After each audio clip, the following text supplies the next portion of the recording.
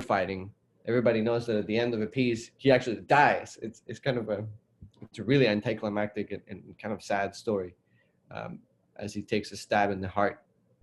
But this is the scene where he's trying to seduce what I actually heard a conductor describe as the last person that he would be with. So it's a little bit less superficial than, I guess, what he's used to. And so, for example, at the beginning, I like that to be the simplest, meaning this much.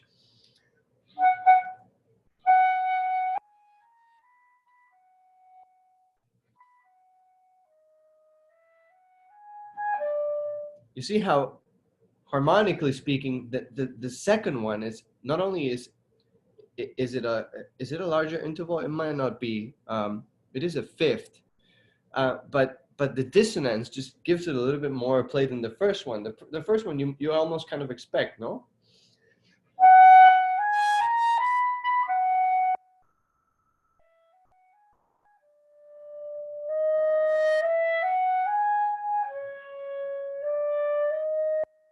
And then when we have B flat to E flat, of course, it's a perfect fifth. That seems to be a little bit more serious. And then we have the crescendo, so really show it.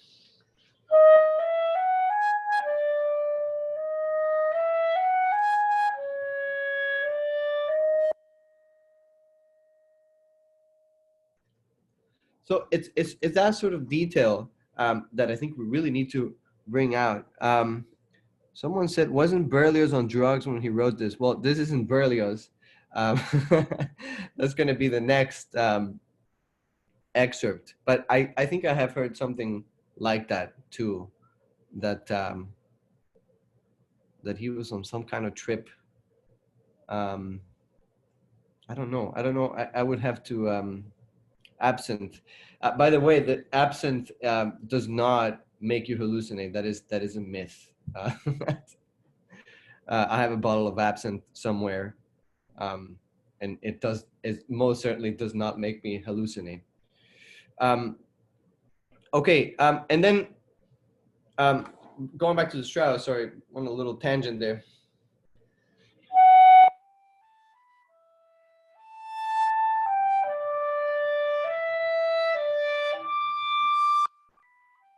That much should be played very thorough, like you were an oboist, for example, or rather a lot of the oboe solos that are very lyrical, very expressive. So less broken, because we want to offer a little bit of contrast.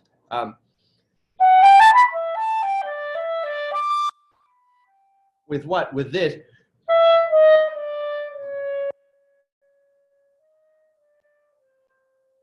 It's a sort of like either a sigh or a laugh, as in someone who's kind of, okay, resigning to the idea that, okay, my regular charms as Don Juan are not going to work with this person. So I guess I'm going to have to go with her plan, which is different from what I thought I might have to do. So you have at the beginning a little bit of playfulness, then you have the really expressive part in the middle that goes up to the E, right? And then you have this resignation. That's the sort of thing, and those are just a couple of ideas that I want to hear when I hear excerpts. I'm not so concerned with, can you play in tune or the right notes? Again, assume that everyone's going to play very in tune and they're going to play very good clarinet. But what can you bring beyond that to the table that's really going to perk my ear and make me go for your musicianship over somebody else's? Now that we have the Berlioz here, real quick. So we have the echo, right? And then we have poco forte. Just make sure that the poco forte is somewhat related to your pianissimo. Candidate number 5, or the last person that we heard, I thought just, it took me a little bit by surprise. I heard a little bit of,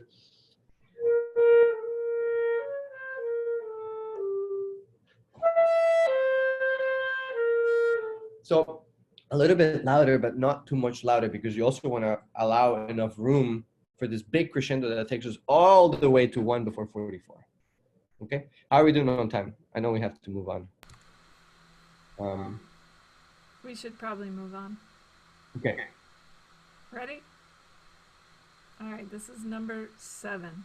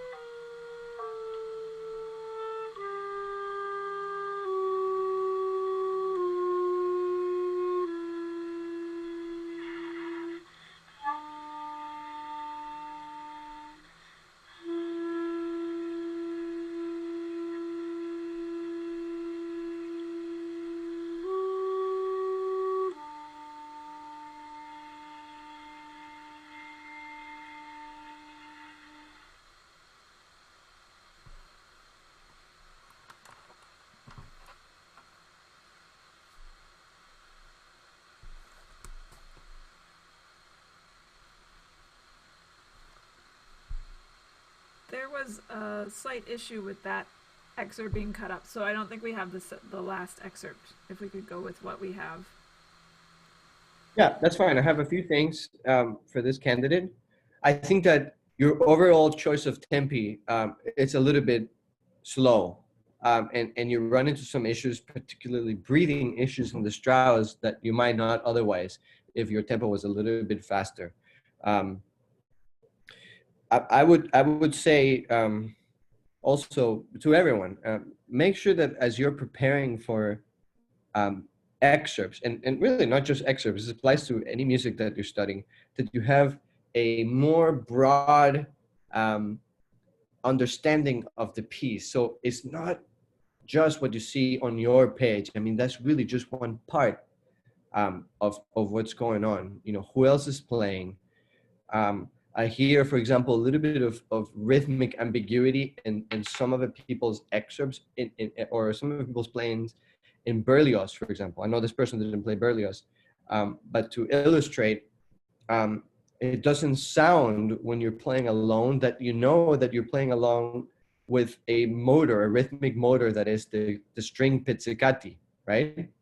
So when you're playing an excerpt, you're also trying to convey that you know some of these things, that you're not going to jump the gun, that you're not going to come in too early or too late, because somewhere in your head you've got the sound of a full orchestra going on.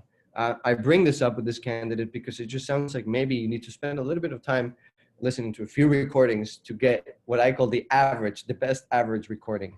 And when you guys go and listen to recordings, I love a lot of classic recordings, you know, the Karajan recordings, the Salty recordings, the Gel recordings. Those are very nice, and we have a lot to learn from them. But at the same time, they are not current practice. So make sure that you're listening to how people play a lot of this repertoire today. Because some of the tempi that you hear in some of those, you know, old timers is just not practical anymore, and nobody really either likes it or does it that way. So that's something to consider.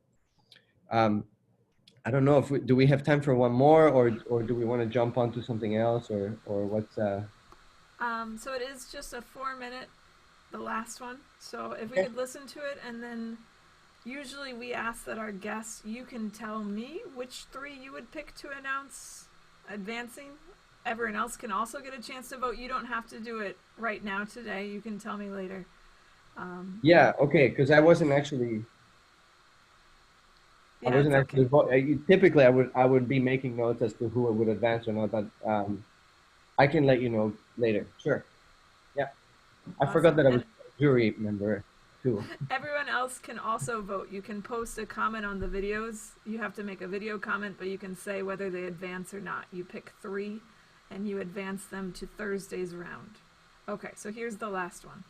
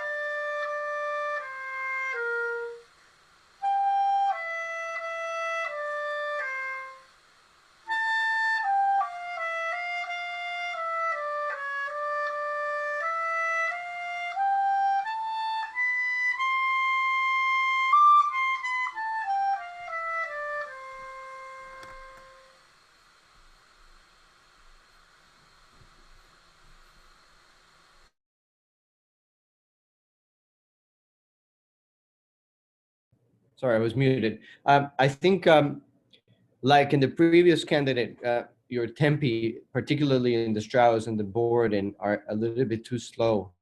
And sometimes the character of the excerpt really comes to life simply by choosing the right tempo. So I would really encourage you to do a little bit of extra research and make sure that you know what an appropriate tempo is.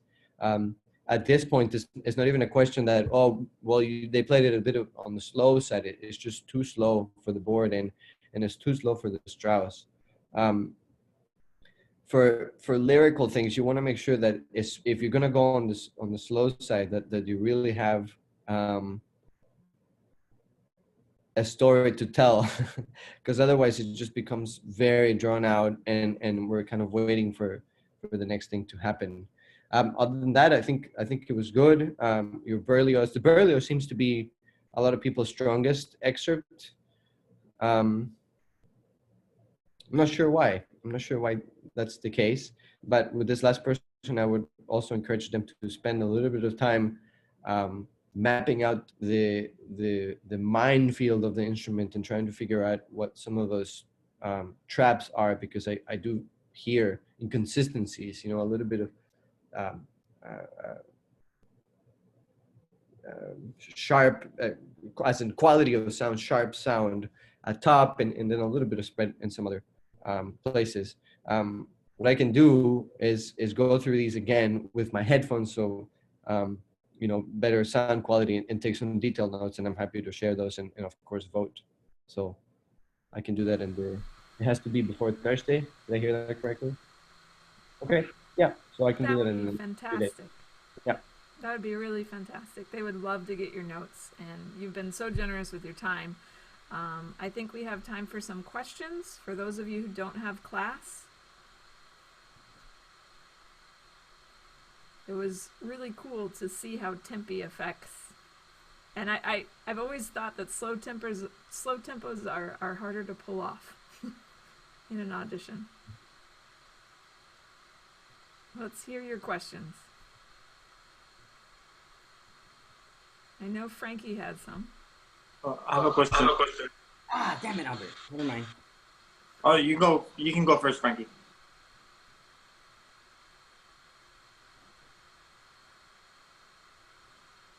Okay, go ahead, Albert. Frankie's giving you the... Okay. Mr. Campos, what is the best advice you can give someone during an orchestral audition? For any audition, in that case. Also, it's kind of funny to hear someone call me Mr. Campos. It's very serious. You guys can call me Gabriel.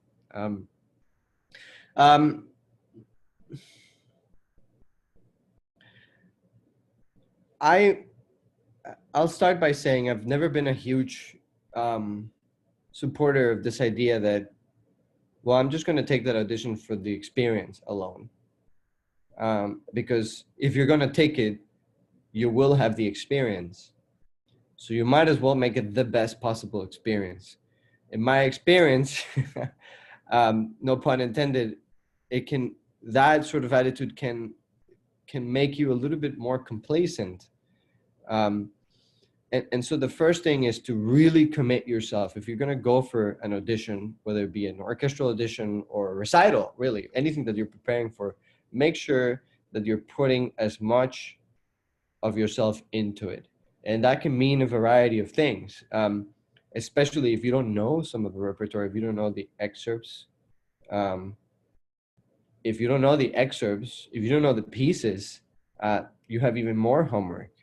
You have to spend time listening to the pieces, make sure how your part fits into the score. You have to spend a little bit of time listening to recordings and getting that average interpretation of what you hear out there.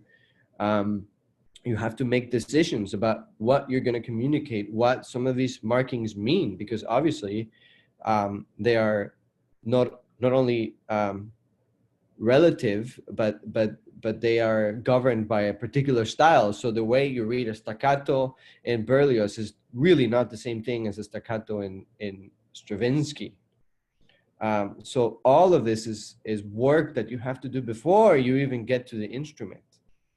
And then you have to get to the instrument and make sure that what you have in your head is more or less the same as what you're putting out there. So I've always been a huge proponent of any kind of recorder.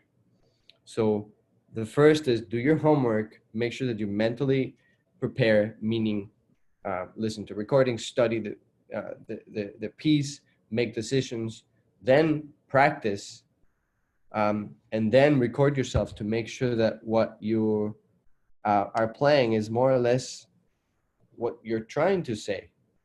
But before you even get there, you might actually have to spend a lot of time cleaning up. What do I mean by cleaning up? Practicing slowly and working with, maybe you're in a recording, you play side by side with the recording. Maybe you have to slow it down even more. Maybe you realize that there's a particular technical ability that you're not quite as sharp as you thought you were. You're going to have a much better chance of success at an audition if you do all of this with a lot of time in your hands. Not only because you're going to be better prepared, but knowing that you're going to be better prepared is going to be a huge, very, very critical shield against the effects of nerves at the audition. That's what I would say you should do overall. And I could spend hours talking about each subgroup, really, but time and thoughtfulness and, balancing your schedule. Think about it. I mean, if you're in school, you have other classes, you have other commitments, maybe you have a job, and you want to take an audition, the best thing you can do is plan ahead so that you can see in reality how many hours you have to practice. If you leave it for the last minute, chances are it's not going to be enough time. So that's what I would say. Planning, first of all, planning. Not to mention, if you plan well in advance, you're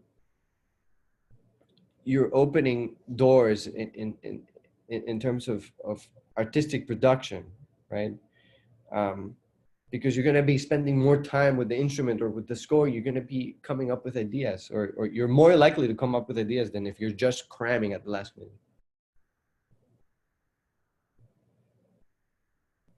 Thank you.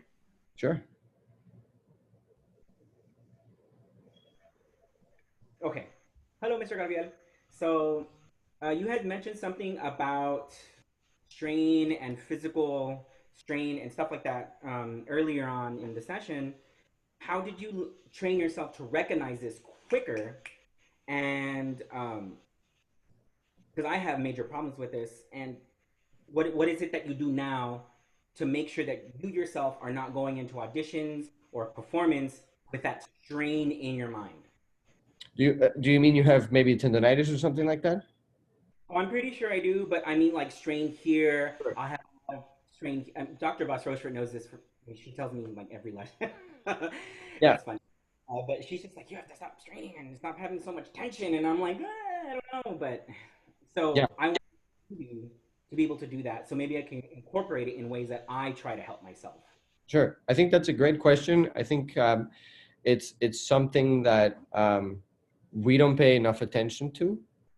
I was working with a Feldenkrais teacher, which for those of you who are not familiar with this, is a technique that teaches you posture and how to more efficiently use your body. And she said something that was very interesting. She said a lot of musicians, especially the more talented ones, will make it work no matter what. And sometimes they do it at great cost. And so the idea is, how can we get to that ideal sound without having to sacrifice potentially our careers? I can't tell you how many friends I have that are really world class. Yeah, exactly. Alexander technique is very similar. I can't tell you how many friends I have that are world class, but that have so many problems with their bodies. And some of it, unfortunately, it's because maybe their body types are not compatible with the instrument of their choosing. One important thing that we have to recognize is that playing an instrument is not a particularly organic endeavor. it puts a lot of strain on your body. You're sitting a lot of the time, but even if you're standing up, you're putting so much more weight on just the one thumb. So I think with that in mind, with that acceptance in mind, I think you're more likely to succeed later on. What do I mean by that? Perhaps you're a person that needs to use a strap. I don't have one particular opinion one way or the other. I think if you need one, if you feel like that relaxes your arms, go for it. Now, if it feels like you put it on and it pulls your neck and that creates tension, then obviously that's not a good idea for you. I think for me, since I have become more self-conscious about how I use my time, in part because I want to use my time to do other things. I really, well, not right now. I haven't played soccer in a long time since the pandemic started, but I had two teams. So I was playing in two leagues, playing 3 times a week. I wanted to have enough time to do that. And lately I'm doing a little bit of cycling, and I also like doing other things. So I just don't want to, it's not that I don't like practicing. It's just that if I can get done with practice a little sooner, I would prefer that so I can do other things as well. But that didn't come until later, after being purposeful and more strategic about how I practice. So in short, if my boarding is very good, I'm not going to spend as much time on that. So I'll spend times on the things that give me a hard time, and I'll do it slowly. And the beauty of slow practice is that you can actually discover how you're using your body. So a small mirror is very good if you're just working on your face, on your embouchure. But a big mirror is going to be very good to quite literally see exactly. If you practice in front, is that a mirror? Is that what you're showing me? Yeah. So if you practice, It's got two mirror doors, and I stand in front of it now. Good. So if you practice slowly, maybe you don't even have to actually play. Maybe it's just being analytical about, okay, are you putting your elbows out when you play? Not this much, obviously, but even just a little bit. Do you have to do that? How does it feel if you just put them down? Is one shoulder higher than the other? I mean, where are the imbalances in your body? When you're playing, do you feel like a lot of tensions in your throat? Maybe it's a question about your setup. I have a lot of friends who like a very, very hard setup, and they sound great, but they're very aware of the physical constraint that setup puts on your body. So, I mean, at that point, obviously it's a matter of choice, but if you're struggling with your body, maybe you ought not to be playing with such a hard setup where you have to work so hard. But you cannot discover these things, I don't think. Maybe. You won't be able to discover these things if you're just, playing as fast as possible. So you really have to slow yourself down. And I'm glad to see that you guys have Alexander technique that's becoming more popular, but I am all for taking care of your body. Sometimes a break is the best thing you can do. I was into yoga for a bit. I'm not into it as I was once upon a time, but I still do a lot of the same stretches at home. Being active, taking care of your body, because it's really your body that you use to make music. Maybe you need to see a physical therapist. No shame in that. Maybe you need to work with a massage therapist, somebody that's going to get you through some of the physical problems. Maybe someone that has a perspective on what you're doing with your clarinet that has nothing to do with music. Sometimes those people tend to be the most honest because they don't really know that they're about to hurt your feelings for telling you that your technique looks weird. They just don't know. So hopefully that answers your question. I actually do a lot of I've started to do a lot of what you have been saying, and I've been working that's why I wanted to pick your brain on that, because I'm doing some stuff that's helping me, and I'm finding out what other people are doing. I can take and pull from everyone's opinions and core workouts or whatever be the sense. So yeah. I'll ask that. I have another question if no one else has one. No? Can I ask another one, Dr. VR? Okay. So you had also talked about with making up rhythms. I know Dr. VR, my very first lesson with her, she expanded on how my video froze. She was explaining on how, expanding on how my practice rhythms are. So, and you said you make up practice rhythms. And I was like, I try to do that too, just to keep my fingers consistent and not afraid of what's going to happen next. Especially when we get slower stuff or we got all this like, da, da, da, da, da, you don't want to sound like you're stumbling on yourself. You want to sound clean and very legato. So, what have you found with those rhythms that is a negative effect on you? Nothing. Not that I have noticed. Quite the contrary. They're because a lot of the times what you're doing is you're taking your focus away from the notes and you're focusing on something else. So you're actually presenting a mental challenge to yourself. And sometimes that's really what you need is you need to kind of tone it down on the technique and put your mind onto something else. Maybe what it tells you is that you don't know the notes as well as you thought yet. What I love about some of those exercises, and the more difficult the better, is that when I go back to the original rhythm, it feels so easy.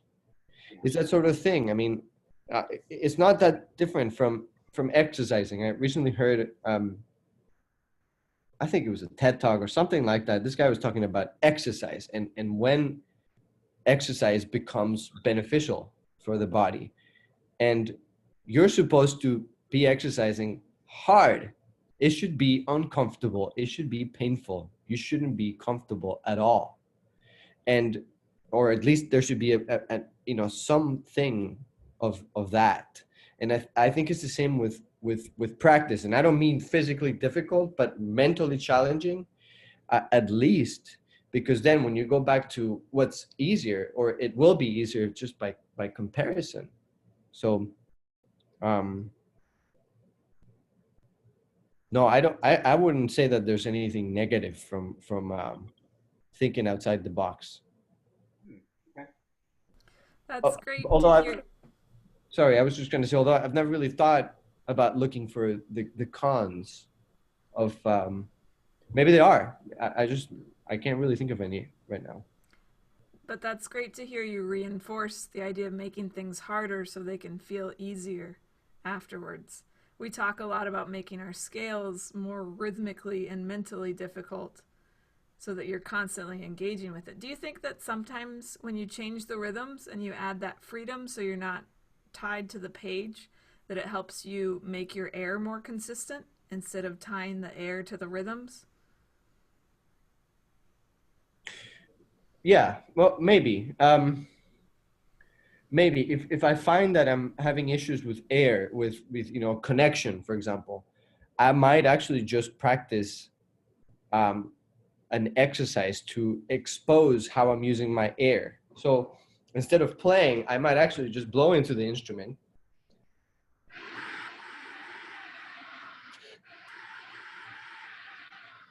Maybe I'll just form an embouchure still while digitizing, but just blow.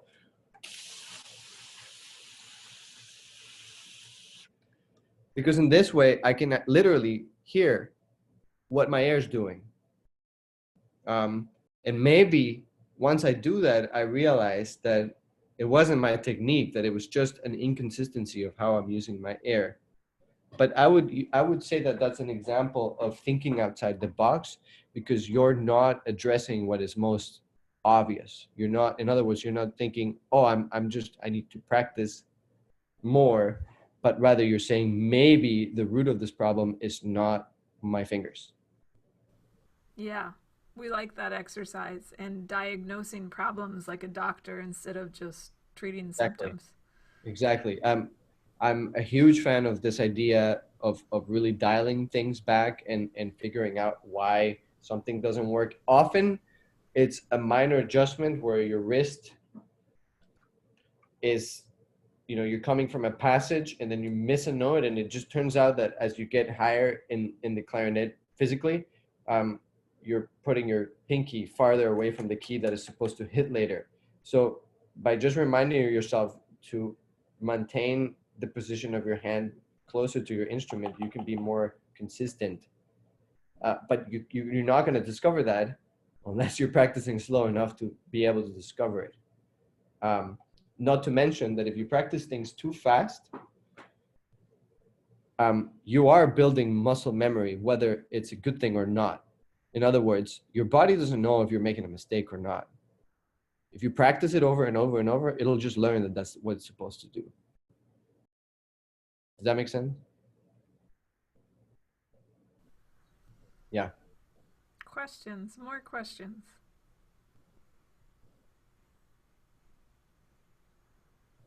Frankie wants to ask more questions. Go ahead. Okay, so this is,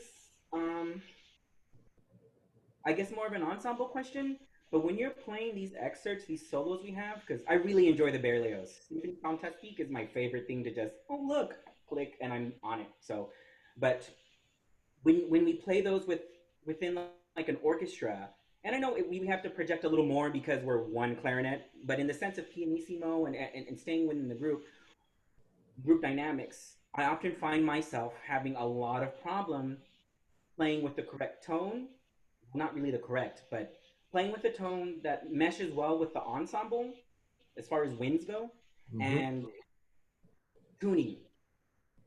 I find myself, I have a lot of problems, and I think there's some root in it because you were talking about breathing.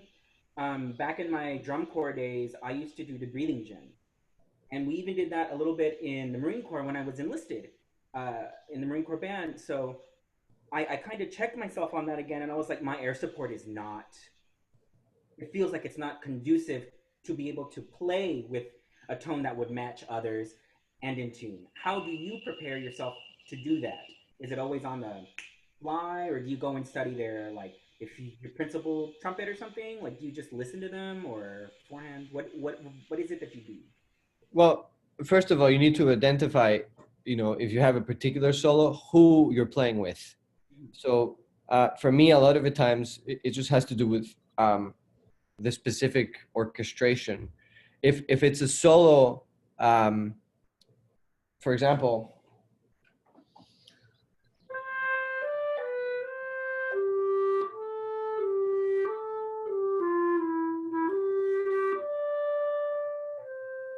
so that is with another clarinet and two bassoons.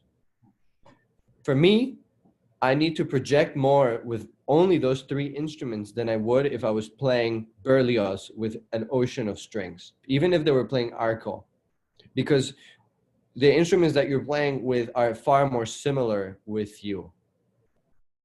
So identify who you're playing with. And based on that, I make decisions on the type of setup that I'm playing with. And by setup, I really just mean strength of reed. So if I know that I'm playing more solos that require me to project more, to cut through, I'm much more likely to use much harder and heavier setups. Because a heavier setup is going to allow me to maintain that focus of sound that I like, to maintain the correct, or not the correct, but the idea of my sound that I have in my head and actually put it out there. If I try to cut through, something with even more instruments, especially if it involves winds, but I'm playing a light reed, it's just not going to give me enough sound, first of all. And then I'm going to be falling into some of the traps that come with playing with a light setup, even though I really like a light setup to play a Brahms trio, but I'm not playing a Brahms trio. I'm playing with sometimes even brass. So typically in the orchestra, I'm playing a much heavier setup, not to mention American orchestras typically play louder, and the halls are not like the Concertgebouw in Amsterdam, or the Musikverein in Vienna, that are very intimate, beautiful halls that are conducive for you to do all kinds of beautiful nuance. Here, the halls tend to be very big, and again, people play a lot louder.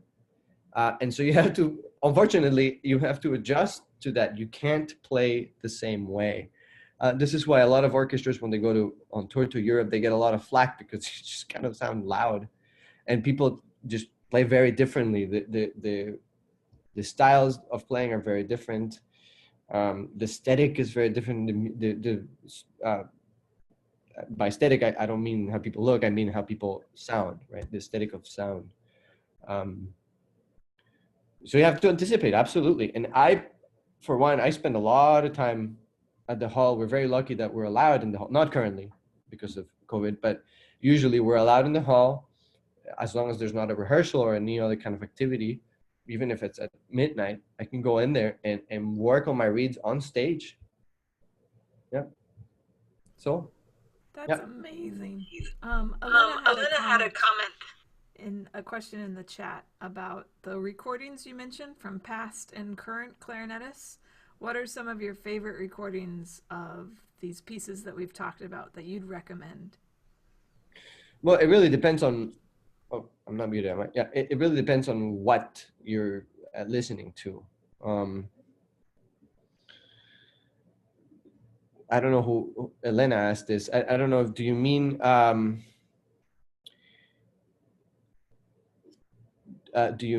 like an orchestral recording or a soloist, or because there's a huge difference? I would say either. If you have just a favorite recording of someone that you listen for, maybe phrasing or maybe tone or that kind of stuff, style even of these pieces. Okay. What I was talking about earlier was specifically when you're preparing for an audition, because there are so many interpretations out there. There are as many interpretations as there are conductors and orchestras, and those put together. So the question is, well, which one is right? And that's up for you to decide. So that's why I say that you ought to come up with your average best recording. A lot of older recordings are beautiful, and I would like for some things to be played like that. Not all things I hate from old recordings too. But unfortunately, a lot of the times that's not current practice. So that's why I encourage people to listen to current recordings as well, or as much as the old ones. I think the trend, and I'm really diluting things, is to play things just a bit faster.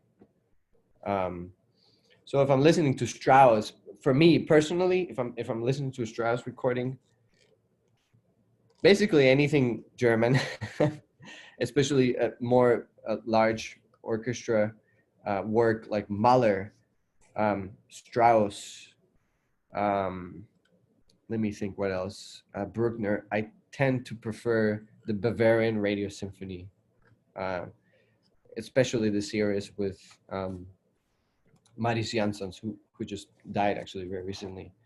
The Concertgebouw is also very, very good orchestra that tends to interpret a lot of this repertoire very, very nicely, you know. As far as the soloist, I mean, I have my favorites, and I have a very wide range of clarinetists that I listen to, because I think they all have a lot of to offer. I really like, for example, Charles Neidig's recordings with Orpheus Chamber Orchestra of the Weber Concerti. Those are brilliant. What he does musically, and the sound and the articulation. I mean, it's so superstar playing. You know, of the orchestral guys that are around nowadays, I really like Ricardo Morales. I think he's one of the best players out there. I've spent some time with him, and every time I just listen to him warm up, I'm drooling over the side of my mouth, because it's a next level type of playing. Of the soloists out there, Martin Frost obviously is another virtuosic that I like, and I just think you need to balance, you know, what your concept of sound is and what your interpretation is, with what you hear out there, and to just remind yourself that the things that other people do are the things that other people do, and what you should do really should be as original as possible. That is not to say that you can't adapt things from players, right? Just do your best not to copy other players, right? That you do something because you like how that person did it, and that you're ready to recognize, you know, I like doing this because I heard it from Martin Frost, but also I do these things because my estimation of this piece is X, Y, and Z. If that makes any sense. Can I ask, many of these students are music education majors, and I wonder, what do you look for in a conductor? I look for education, actually. My favorite conductors are the ones that give me a lot of new ideas about a particular piece, about style. It's not that often that you get a conductor that really understands or that makes an effort to convey anything about style.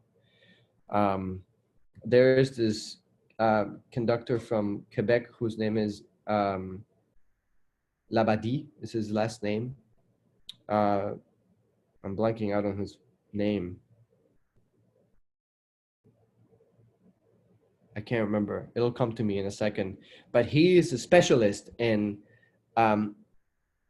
Baroque and classic, as in not classical, like, you know, what the genre, but I mean the specific era of music. And he brings a lot of that into rehearsals and how to play strings. And you know, he makes a lot of comparisons and he tells us, you know, how winds, Bernard Labadie, and how, you know, wind players would have played at the time.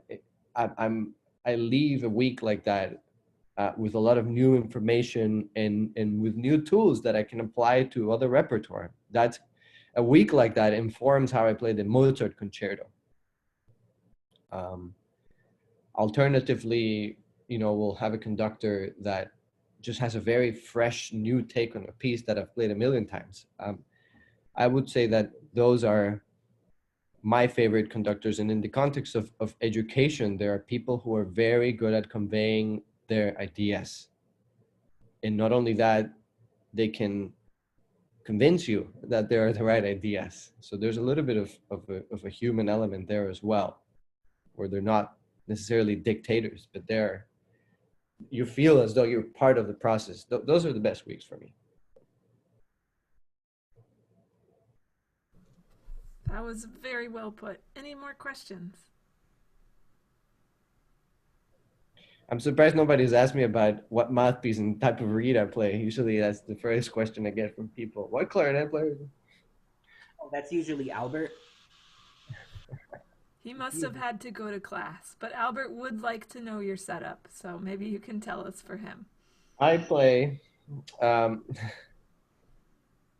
somebody said that was going to be their question. I play a B40 Lyre 13 mouthpiece with a Versa Rovner ligature and traditional 3.5 reeds. And I play Festival, Buffet, Crampon, clarinets, both of them. And I have a case that is a heavy duty case with a heating pad, because as you guys, you might not be able to see, but so far, no, you can't really see. There's too much exposure, right? But there's, so far, I heard this the other day on the radio. This is a record-breaking October as far as how much snow we've already gotten. So it's very cold here especially in the coming months, and it's good to have a case like that. I imagine it's not the same in Texas. I am originally from Iowa, so I understand, but I don't think many of them could possibly understand what Minnesota is like. Yeah. I will say, what part of Texas are you guys in? Are you guys in like the really humid part of Texas? Okay, so never mind. Yeah. Yeah. So your instruments are very healthy there.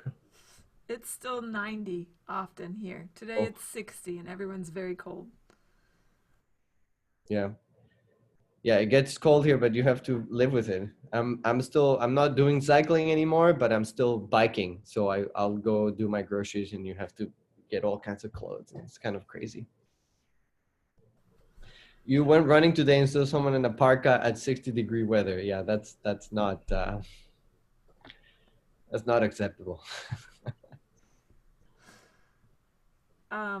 one last question, perhaps, unless someone else has another one. How was it adjusting from playing with Kansas City and going to Minnesota? Could you tell there was a big difference in the orchestral culture, or? Yeah, well, it's there are certain things that come with a bigger orchestra, not just a pay raise, which is nice, but also the level.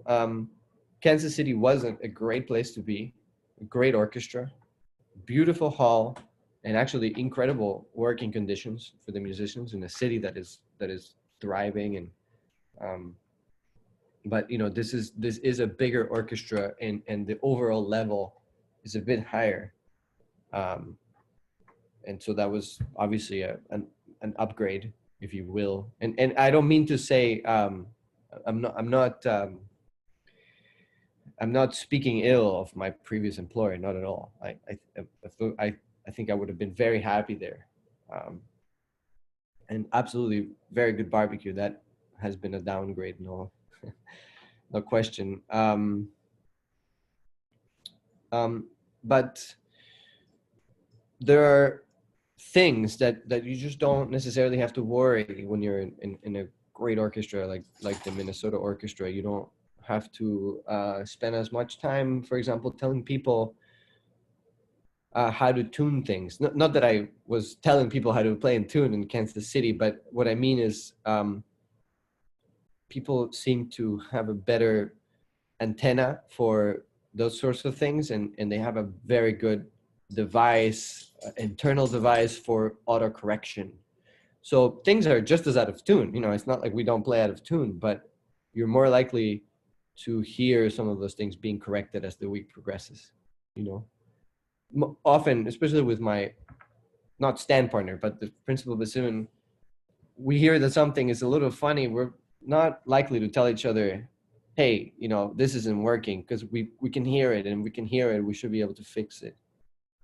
But I'm very, very lucky with that guy, because even when there are things that need to be addressed, we've figured out that the best way to do it is to be direct. And I think this speaks for anyone who wants to be a performer. If there's something you need to get out of your chest, the best thing to do is just do it.